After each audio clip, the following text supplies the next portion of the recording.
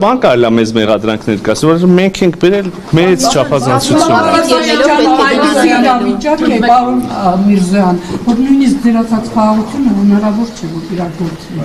Այս իրավիճակում ինչ կանխարգելում։ Հիմա կարելի է արդյոք ձեր ասածը եզրակացնել, ձեր ասածից բխեցնել հետևյալը։ Դե քանի որ մենք տեսնում ենք, որ նույնիսկ խաղաղության ասողները խաղաղության մեջ չեն կարողանում մնալ, եկեք հենց մի բանից թևերներս կշտենք ու մտնենք պատերազմի մեջ։ Ինչքան հնարավոր է պետք է պահել մեր խաղաղությունը, լսում ենք ձեզ։ Պարոն նախարար, ձեր քաղաքական ուղղություններից մասնավորապես երկրորդ նախագահ Ռոբերտ Քոչարյանը հաճախ է հայտարարում, որ Արցախցիների վերադարձի իրավունքին հետամուտ է լինելու։ Ես խնդրում եմ որպես նախարար ասեք,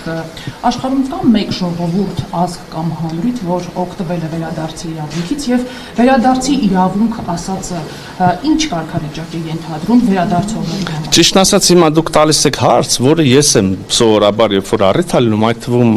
խորհրդանում եւ հանձնաժողովի աշխատանքների ֆորմատով։ Երբ որ ասում են վերադարձի իրավունք, ասում եմ մի հատ խնդրում եմ, ինձ կասեք դետալիզացված, այդ վերադարձը ոնց է իրականացվելու, ինչ պայմաններով։ Ենթադրենք, այնտեղ դռները բացում են, ասում են եկեք, ստեղ էլ են մարդիկ, ովքեր ուզում են գնան, գնում են։ Խնդրում եմ ինձ նկարագրեք պայմանների, եթե չասեմ ամբողջությունը, գոնե մասնակիորեն։ Արդյոք դա նշանակում է գնում եք եւ լինում եք անկախ պետություն, թե լինում եք Ադրբեջանի քաղաքացի, Ադրբեջանի անձնագրով գնում եք դպրոց, որտեղ հայերեն չկա, թե հայերենը հերիք է, թե օրինակ ոստիկանությունում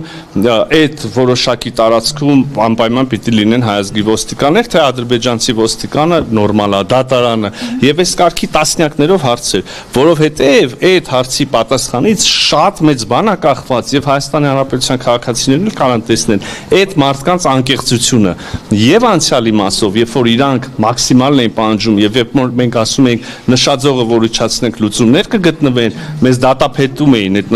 ազգային բաներին դավաճանելու համար։ Հիմա տեսնենք կարող է բարձրվի այդ մարդկանց նշաձողը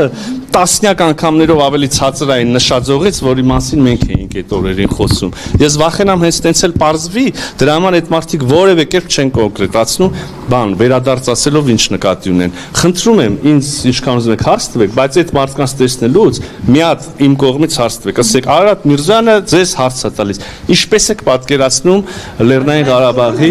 Վերադարձի իրավունքից օգտված ժողովուրդ արձանագրենք, ոնց որ իրանք էլ են ընդունում, որ դա իրավունք։ Ինձ դե գիտեք, այտենց հիմա ճիշտ ասած դες չեմ նայել, հիմա հնդածս փորձում եմ հարցը տվեցիք, հիշեմ պատմության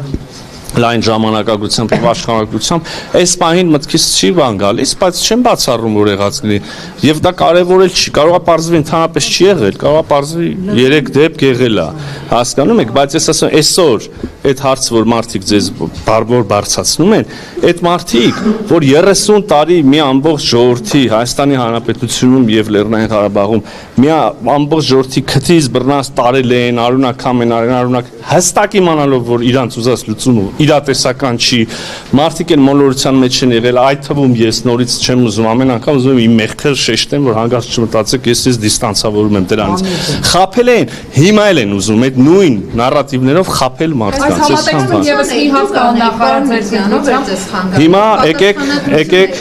շատ լավ, հարցը լեգիտիմ